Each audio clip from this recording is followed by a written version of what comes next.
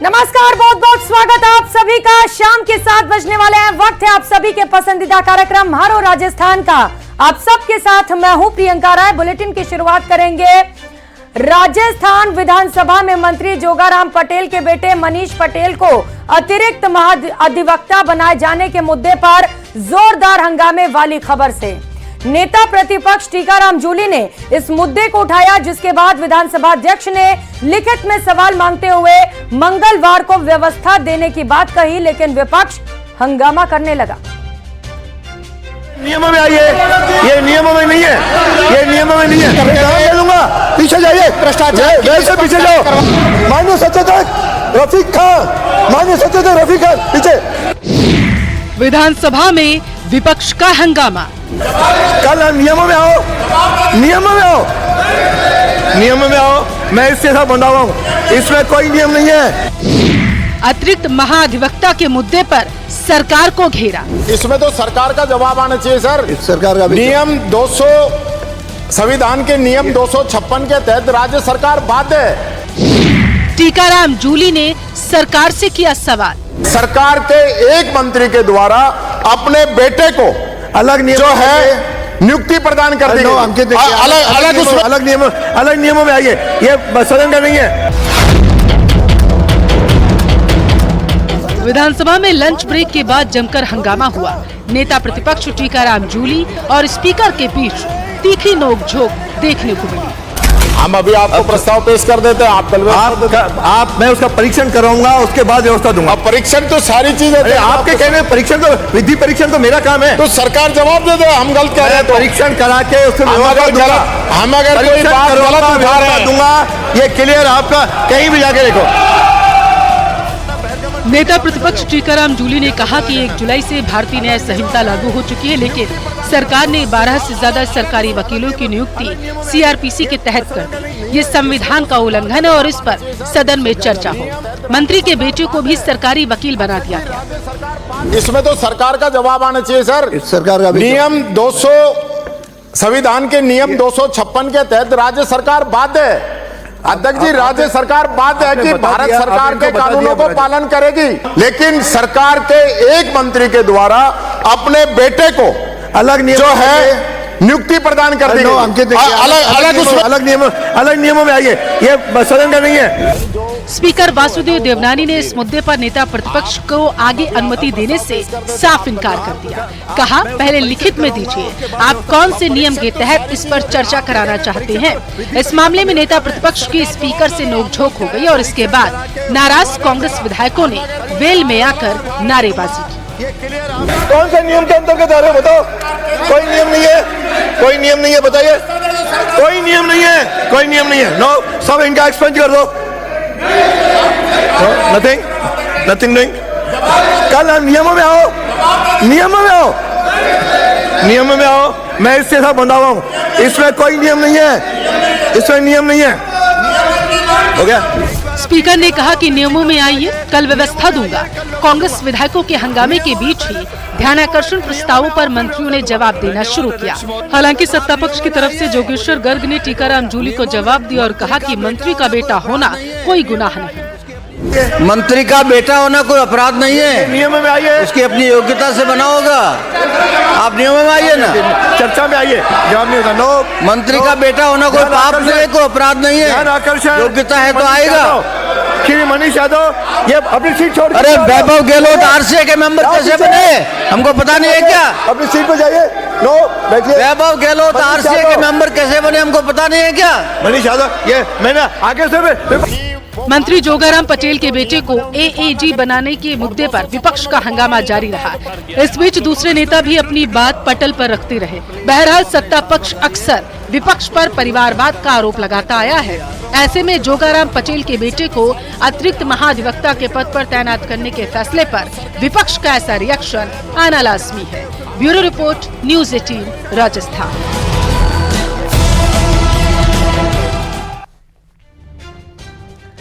और बुलेटिन में अब बात करेंगे बारिश से मचे आफत की। प्रदेश भर में बारिश का दौर जारी है। कई जिलों में हालात बाढ़ जैसे हो गए हैं। मूसलाधार बारिश के कारण प्रशासन ने अलर्ट जारी किया है। सभी जिलों में एसडीआरएफ और दूसरी रेस्क्यू टीमों को अलर्ट मोड पर रखा गया है। ये रिपोर्ट देखिए।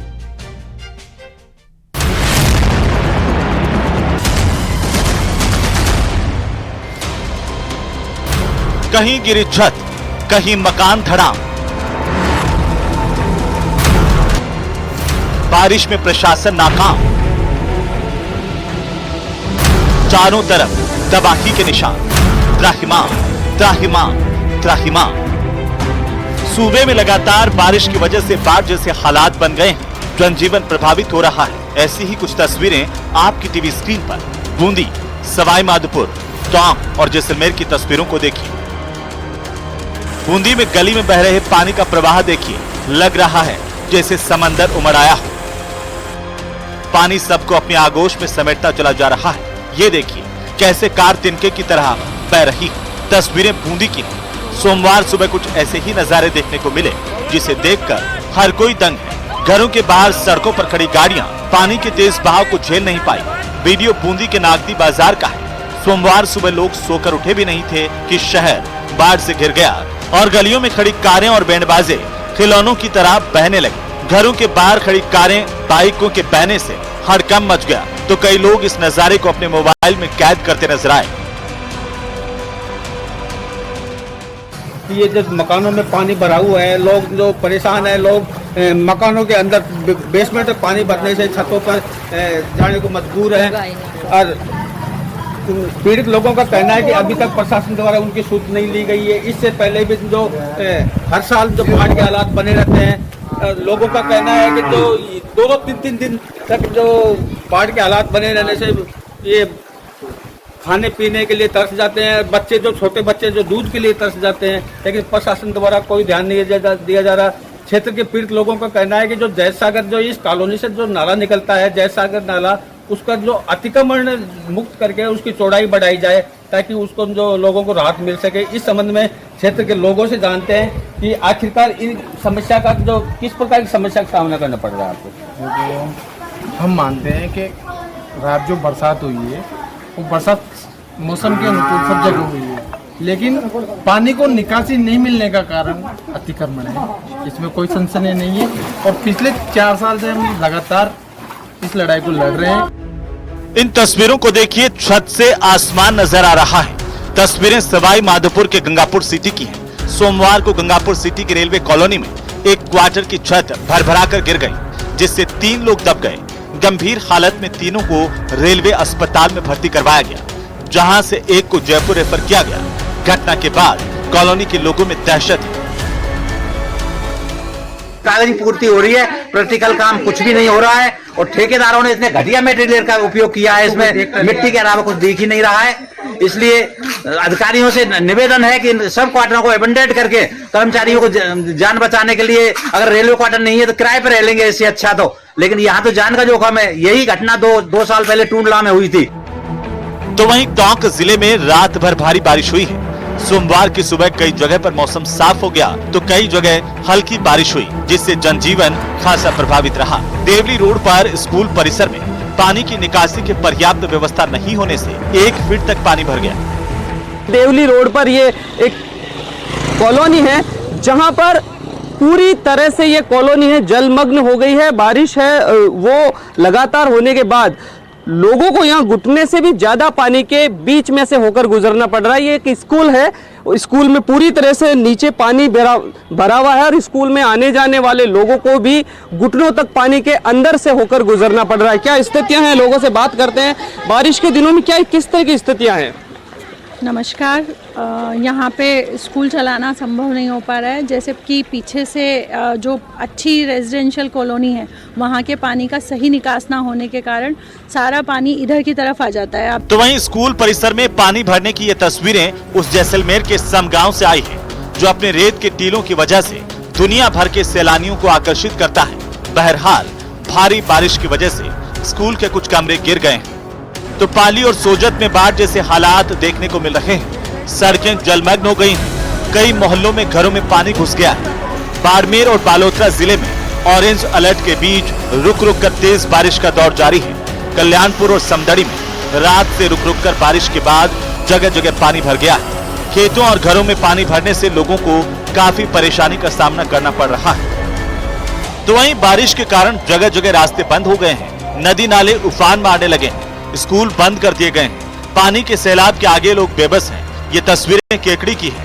यहाँ पर भारी बारिश के बाद एसडीआरएफ ने मोर्चा संभाल लिया है। आशंका को देखते हुए एसडीआरएफ के जवान जल भराव वाले इलाकों से लोगों को समझा बुझाकर बाहर निकाल रहे हैं। तो वहीं सोमवार तड़के जोधपुर में भी भारी बारिश के कारण एक दिल दहला देने वाली घटना में एक फैक्ट्री की दीवार ढह गई, जिससे 3 लोगों की मौत हो गई और 9 घायल हो गए। ये घटना बोरानाडा में सुबह करीब 3 बजे हुई, जब न्यू महालक्ष्मी फैक्ट्री की दीवार अचानक ढह गई। दीवार के पीछे बने टिन शेड में रह रहे मजदूर हादसे का शिकार हो गए हैं। वहीं सांगरिया फाटा के पास जमीन धंसने से बने गड्ढे में एक सांड गिर गया। घर और दुकान पानी में डूबे हुए हैं। गली मोहल्लों में भरे पानी की वजह से लोग घरों में कैद हो गए हैं। प्रशासन जगह जगह रेस्क्यू ऑपरेशन चला रहा है। एनडीआरएफ और एसडीआरएफ के जवान पानी में फंसे लोगों को निकालने में जुटे हैं। Bureau report, news 18 Rajasthan. तो बारिश का सितम लगातार जारी और इस बीच भरतपुर के बयाना से बड़ी खबर मिल रही है। खीरकवास गांव में 4 छात्र नदी में डूब गए। गंभीरी नदी में 4 छात्रों के डूबने की सूचना है। हालांकि राहत की बात यह है कि 2 छात्रों को बचा लिया गया है। 2 छात्रों को ग्रामीणों की सहायता से रेस्क्यू कर नदी से बाहर निकाला गया। स्कूल से घर जाने की बजाय ये चारों छात्र नहाने चले गए थे। सूचना पर एसडीएम बयाना घटनास्थल के लिए रवाना हुए। कुछ ही देर में एसडीआरएफ की टीम भी मौके पर पहुंच जाएगी। हालांकि जो ग्रामीण थे उनकी यहां पर तारीफ करनी पड़ेगी कि डूबते हुए छात्रों को बचाने के लिए तुरंत ग्रामीण नदी की ओर भाग पड़े और 2 छात्रों को बचा लिया गया। 2 छात्र कहां हैं अभी ये पता नहीं चल सका है। सूचना मिलते ही प्रशासन की टीम भी मौके पर पहुंच रही है और साथ ही साथ एसडीआरएफ की टीम को भी मौके पर बुलाया गया है ताकि इन दोनों छात्रों का भी रेस्क्यू किया जा सके। लेकिन एक बार फिर से न्यूज़ 18 आपसे अपील करता है, अपनी जान को खतरे में मत डालिए। इस वक्त नदी नाले उफान पर हैं और ऐसे में वहां पर जाना मुश्किल हो सकता है।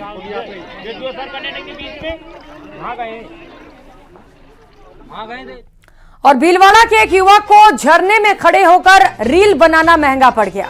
यह घटना चित्तौड़गढ़ सीमा पर स्थित मेनाल झरने की है, जहां 150 फीट ऊंचे झरने से युवक बह गया। कन्हैया लाल नाम का यह युवक भीलवाड़ा के शास्त्री नगर का रहने वाला है और पानी का बहाव तेज होने से रील बनाते समय उसका पांव फिसल गया। इस दौरान दोस्तों ने भी उसको बचाने की कोशिश की, लेकिन वो कामयाब नहीं हो पाए। फिलहाल पुलिस और एसडीआरएफ की टीम कन्हैया लाल की तलाश में जुटी।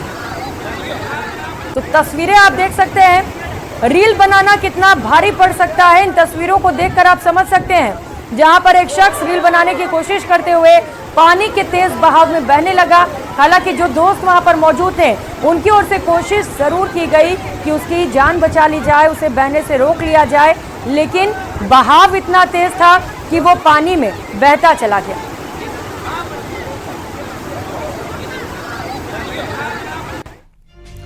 और खबरों में आगे बढ़ते हुए बात करेंगे ईद बानो की। करीब 76 दिन बाद झुंझुनू के नुआ गांव की रहने वाली ईद बानो ने जयपुर के एसएमएस अस्पताल में आखिरी सांस ली। ईद बानो वही महिला हैं जिसकी संक्रमित किडनी की जगह डॉक्टर ने सही किडनी निकाल ली थी। महिला पथरी का इलाज कराने झुंझुनू जिला मुख्यालय के धनखड़ अस्पताल पहुंची थी। आरोप है कि संजय धनखड़ नाम के डॉक्टर ने ईद बानो का ऑपरेशन किया था। ये रिपोर्ट।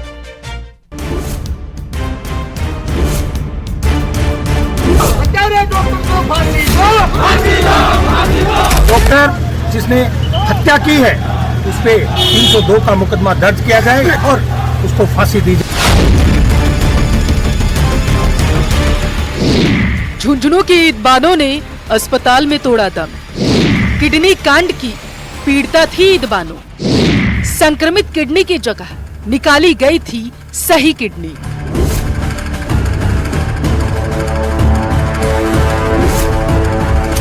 तकरीबन 76 दिन मौत से जंग लड़ते लड़ते जिंदगी हार गई।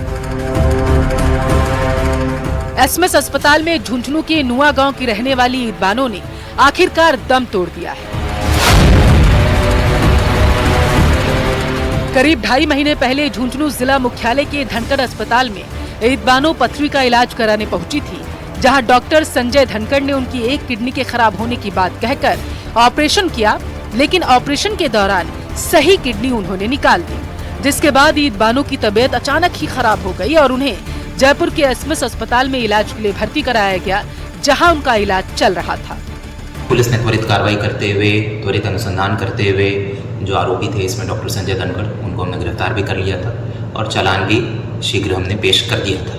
अब चूंकि अब जो इसमें परिवादियाँ थी उनकी कल मृत्यु हो गई है, तो हम इसमें कोर्ट में एक एडिशनल एक एप्लीकेशन डालेंगे ताकि इसमें 304 जो पहले वाले आईपीसी में जो 304 धारा थी कल्पेबल होमिसाइड की, वो धारा इसमें ऐड की जाए। इस मामले में संजय धनखड़ नाम के आरोपी डॉक्टर को पहले ही गिरफ्तार किया जा चुका है।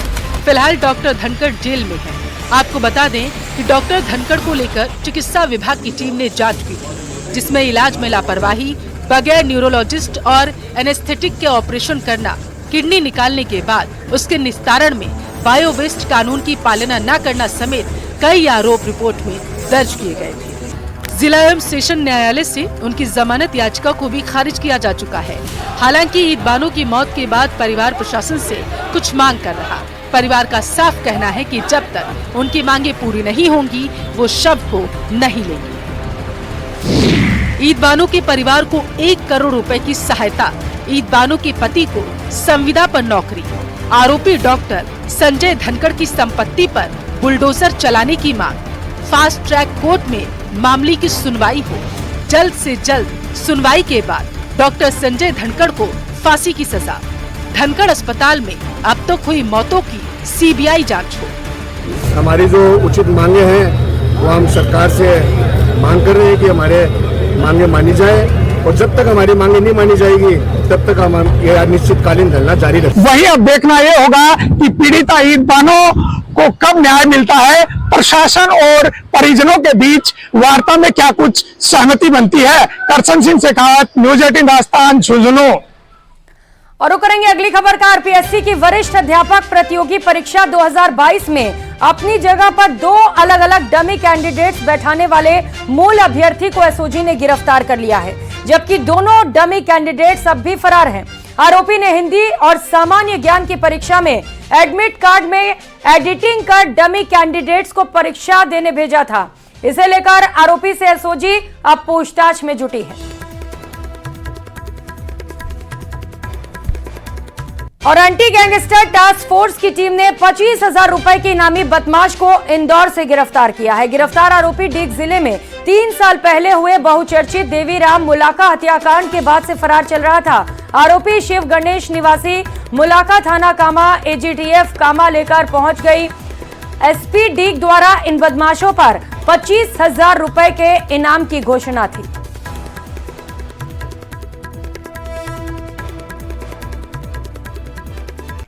अगली खबर अलवर से है। नगर विकास न्यास ने कार्रवाई करते हुए अतिक्रमण हटाने की कार्रवाई को अंजाम दिया। नगर विकास न्यास का जाब्ता मौके पर पहुंचा। मकान के बाहर से सड़क पर आ रहे रैंप को हटाया गया। रैंप सड़क पर आने के कारण कार्रवाई की गई। रैंप हटाने की कार्रवाई को लेकर मकान मालिकों में भारी रोष दिखाई दिया। इसके बाद नगर विकास न्यास का जाब्ता शिव कॉलोनी तिजारा फाटक पहुंचा, जहां अतिक्रमण दस्ते ने मकानों के बाहर जाली लगाकर किए गए अतिक्रमण को हटाया। इस दौरान मौके पर लोगों का विरोध भी दिखाई दिया।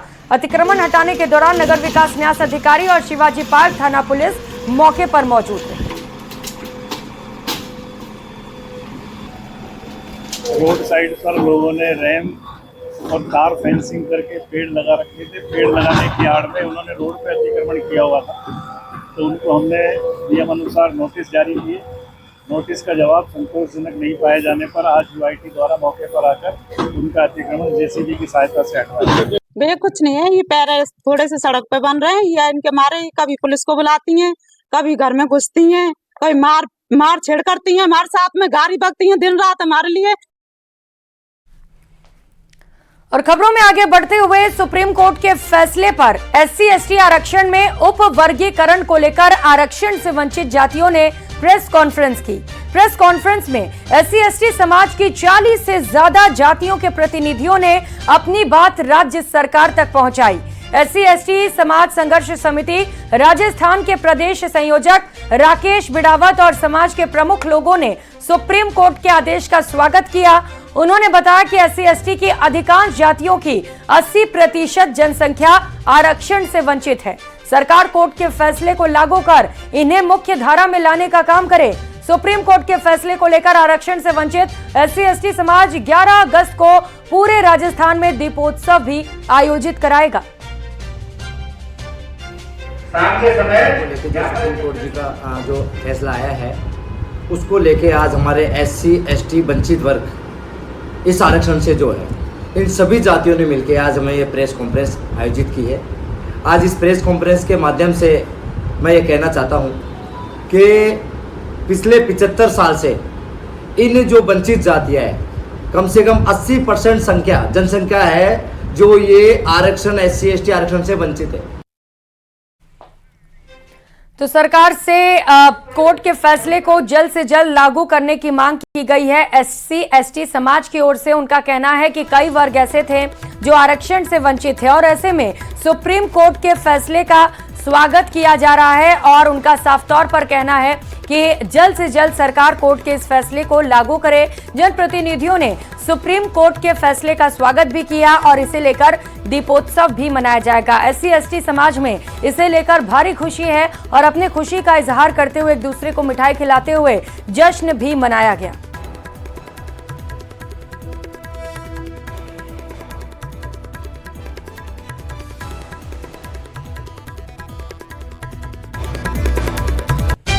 और जयपुर से मिल रही बड़ी खबर का रुख कर लेते हैं। ऊर्जा के क्षेत्र में आत्मनिर्भर बनेगा राजस्थान। मुख्यमंत्री की ओर से यह बयान सामने आए। इससे पहले भी उन्होंने कहा है कि ऊर्जा के क्षेत्र में प्रदेश को आत्मनिर्भर बनाने की कोशिशें की जा रही हैं। पंप भंडारण परियोजनाओं के लिए राज्य सरकार नीति ले आएगी। भजनलाल शर्मा की ओर से यह बयान सामने आए। ऊर्जा के क्षेत्र में काम करने वाले निवेशकों को अनुकूल वातावरण भी दिया जाएगा। प्रदेश में नवीकरणीय ऊर्जा क्षेत्र को बढ़ावा देने के लिए भी प्रोत्साहन मिलेगा। वाटर लिफ्ट तकनीक के माध्यम से बिजली उत्पन्न की जाएगी। CMO में आज मुख्यमंत्री की अध्यक्षता में बड़ी और अहम बैठक हुई जहां पर CM ने कई खास दिशा निर्देश भी दिए हैं। 7100 मेगावाट की परियोजनाओं को विकसित करने के लिए कार्य योजना भी तैयार की जानी है। प्रदेश के विभिन्न 8 स्थानों पर संयंत्र स्थापित किए जाएंगे। बैठक में ACS जल संसाधन अभय कुमार, ACS वन एवं पर्यावरण अपर्णा अरोड़ा भी मौजूद रही।